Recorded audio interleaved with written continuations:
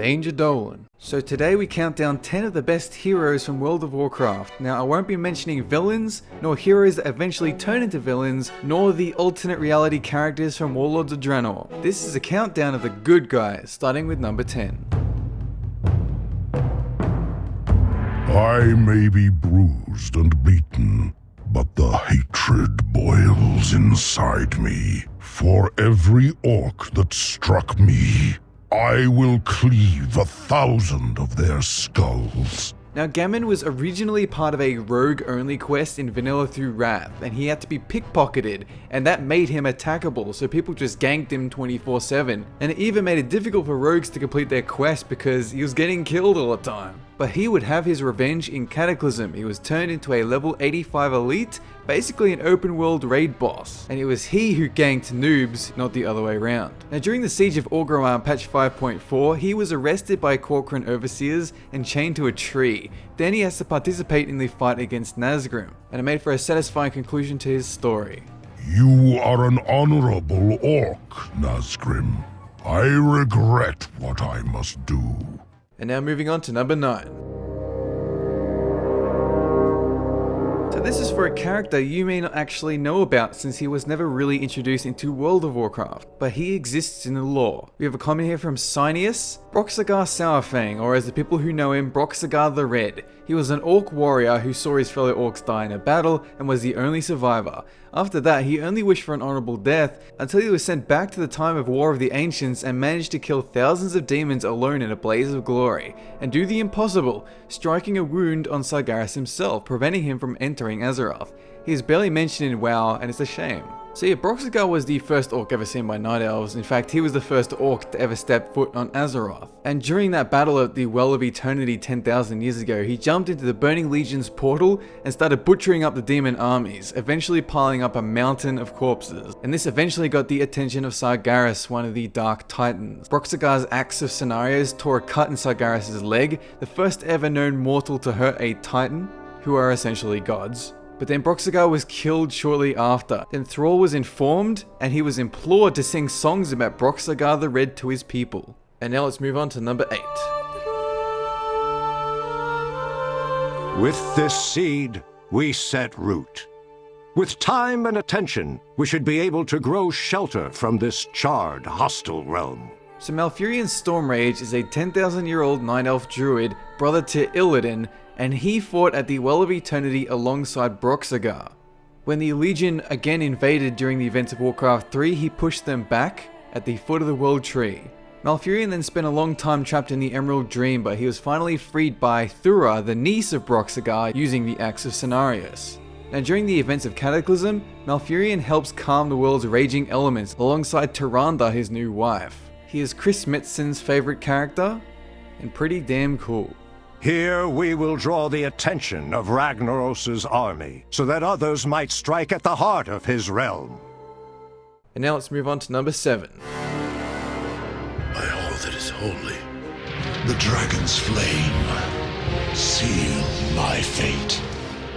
So now we have Bolvar Fordragon with a comment by Captain Cook. The most loyal soldier in the Alliance, the guy raised Anduin while Varian was off being a gladiator and such, pretty much ran Stormwind. He pretty much never left Anduin's side until Varian returned.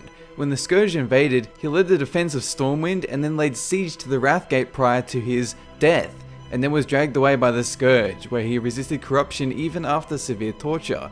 Then, in a final act of service to the Alliance, he became the Lich King so Tyrion didn't have to. A true unsung hero, and his greatest act of heroism, loyalty, and service isn't even remembered, or even known by more than a handful of people.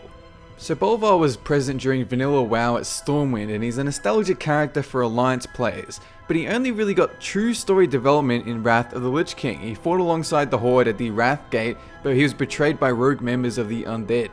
Then dragons came along and burned him alive, and he was reborn as a monster. He was then taken by the Scourge and tortured by the Lich King himself.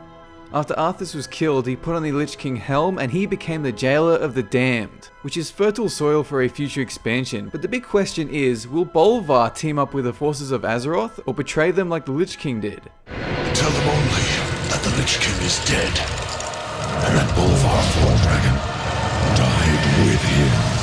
And now we move on to number 6. Almost like we're being watched. Are you all afraid of spirits now?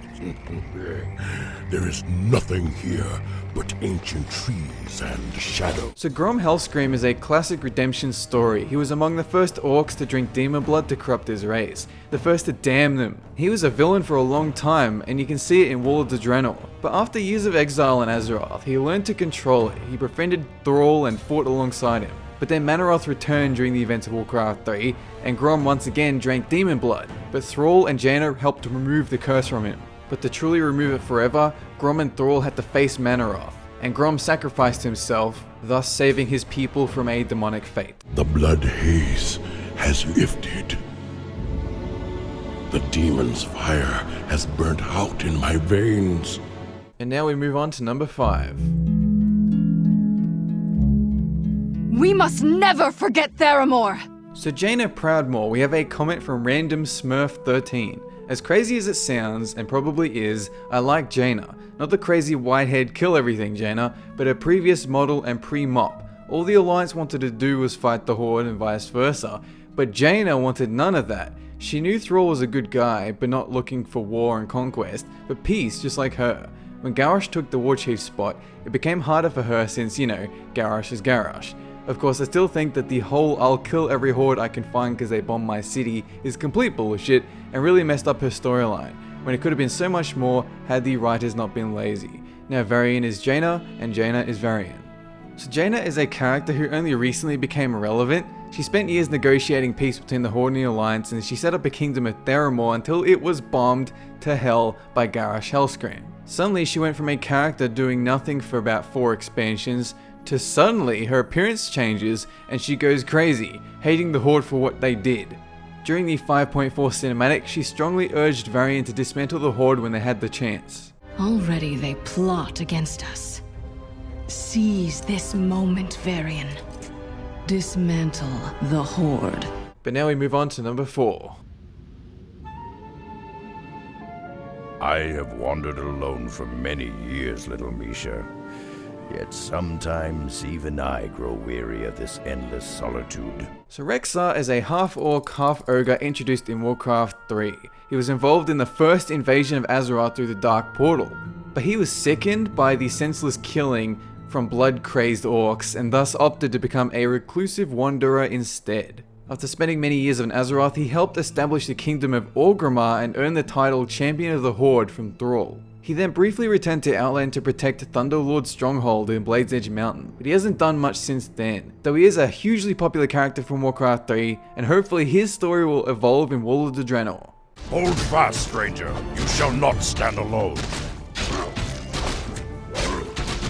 And now we move on to number 3.